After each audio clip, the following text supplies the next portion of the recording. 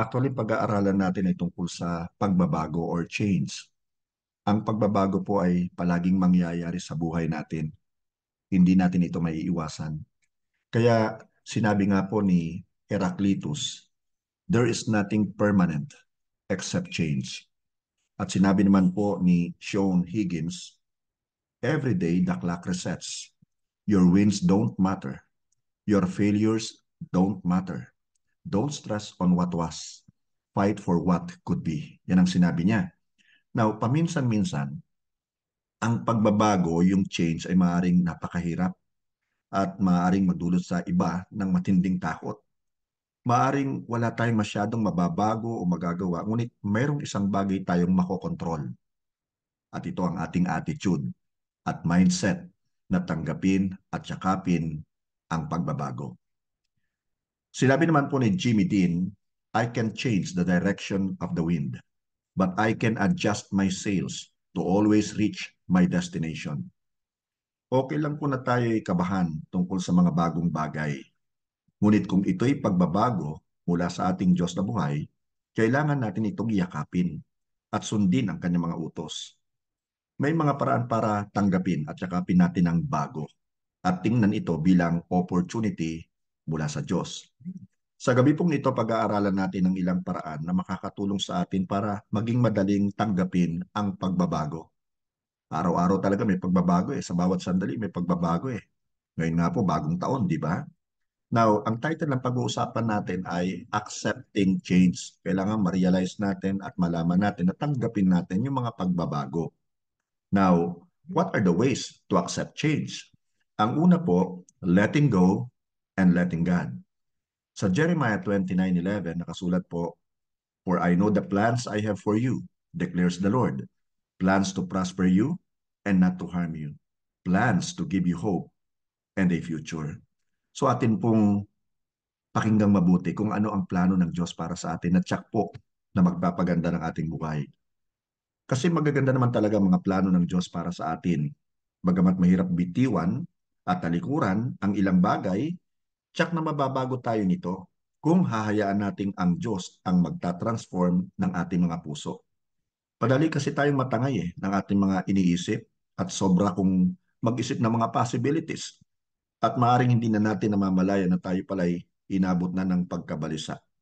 Kaya alalahanin po natin ang nakasulat sa Book of Proverbs chapter 3 verses 5 and 6.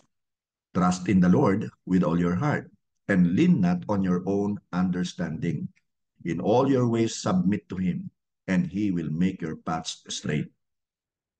Ang takot po at yung lies ng kaaway ang mga powerful enemies, ang powerful weapons niya. Dahilan kung kaya hindi tayo dapat manangan sa sarili po nating karunungan. Ang vision po at karunungan natin ay limited lang compared po sa vision at karunungan ng ating Panginoon. Sa Book of Isaiah chapter 55 verse 9 nakasulat naman po, as the heavens are higher than the earth, so are my ways higher than your ways and my thoughts than your thoughts. Magagamit po natin ang karunungan ng Diyos at ang Bible para tulungan tayo para malaman kung ano ang dapat nating gawin. Sometimes kasi or maybe most of the times we are at a loss Hindi natin alam kung anong gagawin natin Pag may mga changes na tayo dapat na kumbaga ay harapin, alam at nakikita po ng Diyos sa mga bagay na hindi natin nakikita. Kaya bagamat ang pagbabago ay nakakanerbyo sometimes at hadlang po na dapat nating harapin, hindi tayo nag-iisa. Huwag nating isipin na pag may mga pagbabago, nag-iisa lang tayo. Lagi po nating kasama ang Diyos. Now, secondly, exercise the power of prayer. Papasok na naman po yung panalangin sa atin. So dito makikita talaga natin yung importance ng panalangin. I-exercise natin. May power kasi ang prayer natin Sa Philippians chapter 4, verse 6, for example, nakasulat, don't worry about anything. Instead, pray about everything. Tell God what you need and thank Him for all He has done. As Isaiah 41 verse 10, nakasulat naman, so do not fear, for I am with you. Do not be dismayed, for I am your God. I will strengthen you and help you. I will uphold you with my righteous right hand. So dito maliwanag na tayo po ay hindi iniiwan ng Lord. Sinasamahan niya tayo, tinutulungan niya tayo despite the changes natin po actually face on a daily basis. Habang dumaraan ka sa pagbabago, hanapin mo at lumapit ka sa Panginoon. Huwag mong isipin na kakayanin mo itong mag-isa. Kailangan mo talaga ang Panginoon. Mabuti at mapagbigay ang ating Diyos. May plano at layunin siya para sa ating lahat. Nakikinig siya sa prayers natin at gusto niyang nakikipag-usap tayong palagi sa Kanya. Sa kapangyarihan ng panalangin, marami po tayong magagawa. Mas marami tayong magagawa pag tayo nananalangin kaysa hindi tayo nananalangin. Mapapagod lang tayo. Lagi po natin idulog sa Kanya ang mga pagbabagong kinakaharap natin. Humingi tayo ng karunungan na nanggagaling po sa Kanya. Ito ang tutulong at susuporta sa atin pag nahaharap po tayo sa mga unknown possibilities and factors na hindi natin kayang kontrolin. Dahil sa totoo lang maraming bagay tayong hindi kayang kontrolin eh. Nakontrolado naman ng ating Panginoon. So we might as well depend upon Him to trust Him na tutulungan niya talaga tayo. Tandaan natin, tutulungan niya tayo dahil siya ang ating Ama at tayo kanyang mga anak. Gagabayan po tayo ng Diyos sa bawat yugto ng ating buhay. Hindi niya tayo iiwanan, hindi niya tayo pababayaan. Ikatlo po, get community support. Kailangan natin ng suporta ng bawat isa. Doon po sa Book of Acts chapter 2 verses 44 to 46 nakasulat, all the believers were together and had everything in common. All the believers, ang sinabi rito, hindi sinabing most of the believers. Lahat sila ay nagtitipon-tipon and had everything in common. They sold property and possessions to give to anyone who had need. Every day, they continued to meet together in the temple courts. They broke bread in their homes and ate together with glad and sincere hearts. So lagi silang nagtitipon-tipon. Hindi nila ito pinagsasawaan. Bukod sila ay nagkikita araw-araw sa kanilang mga tahanan, araw-araw din sila ay nagpapatuloy na nagtatagpo-tagpo sa temple courts. Now, malaki ang may tutulong ng pakikipag-fellowship natin sa ating kapwa Kristiyano, especially kapag dumadaan tayo sa mga changes.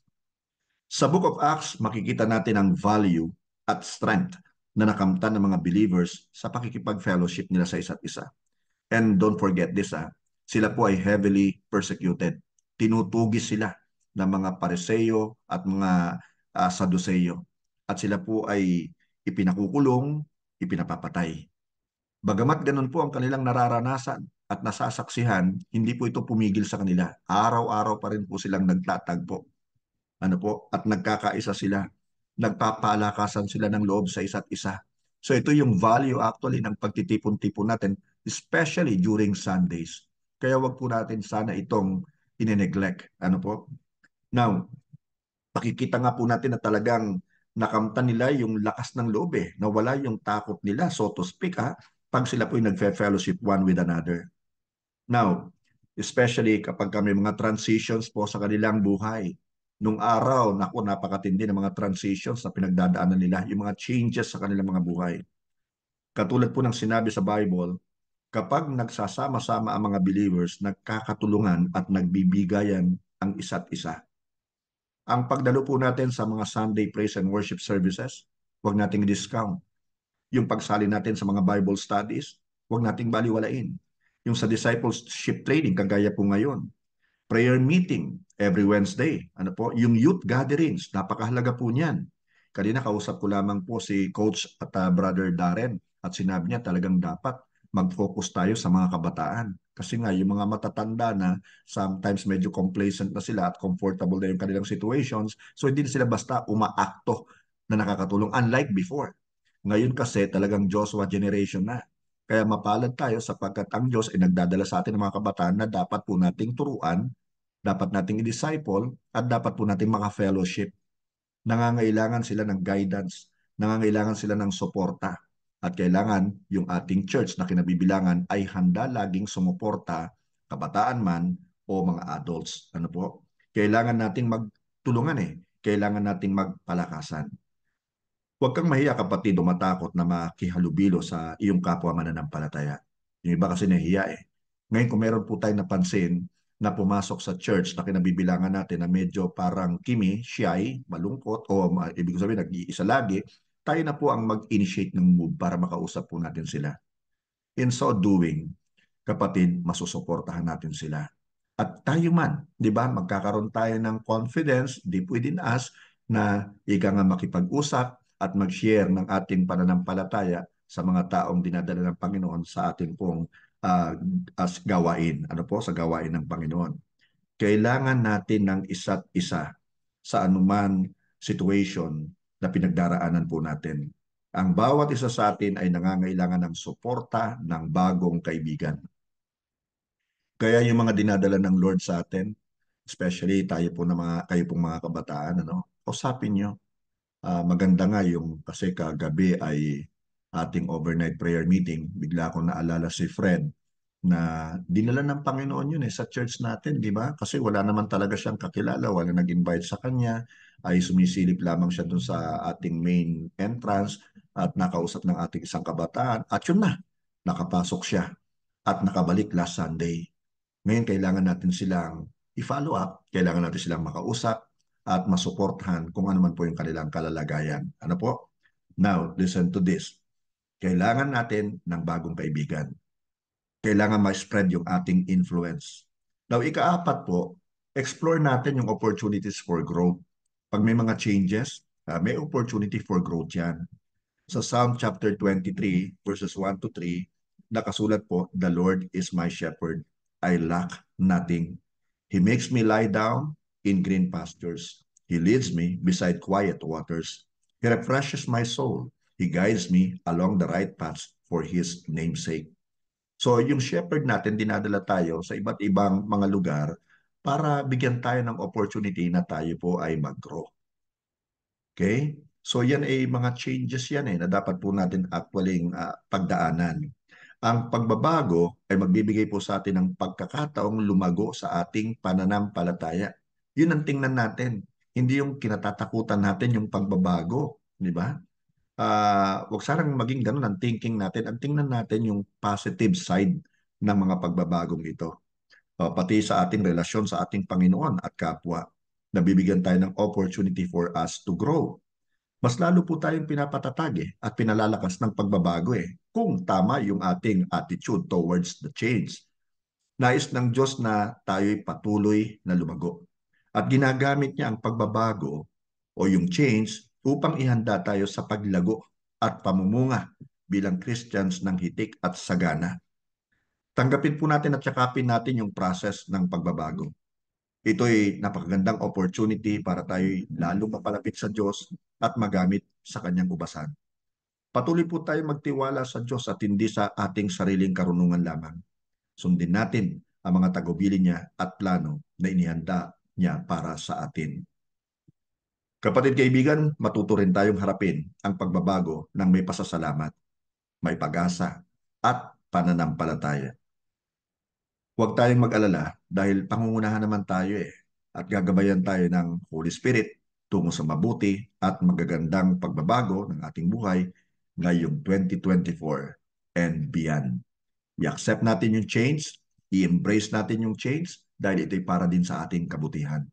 Ano po, magtiwala tayo sa Panginoon.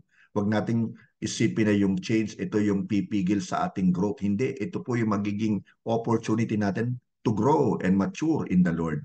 And even in our relationship with Him, maging sa ating paglilingkod sa Kanya. Pasalamat tayo sa mga changes. Ano po, dahil ito talaga yung magpo-profile sa atin patungo sa destiny natin. Okay?